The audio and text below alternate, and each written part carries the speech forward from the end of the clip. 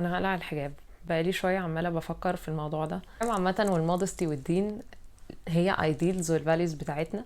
فانا دايما بحس ان انا لا مقصره، مش البيرفكت اكزامبل الحجاب والبنت المحجبه والمودست، فبقعد احس ان انا منافقه، انا لسه مش كويسه كفايه ولسه عايزه اديفلوب على نفسي. لي 14 15 سنه محجبه، فالحجاب ده اصلا بقى جزء من شخصيتي. ups and downs، ساعات بغلط، ساعات بعمل حاجه غلط، وبحس ان هو اكستريمز، انا لو مش هحترمه يبقى انا هقلعه. ده مش صح، لان الغرض كله احنا عايشين الدنيا دي اصلا علشان نجاهد نفسنا ونحاول نبقى احسن. فهو انا قلعه اصلا اجدد نيه حجابي السنه دي. التناقضات دي جزء طبيعي من حياتنا اصلا كبني ادمين، لانه هو ده الهدف من الدنيا.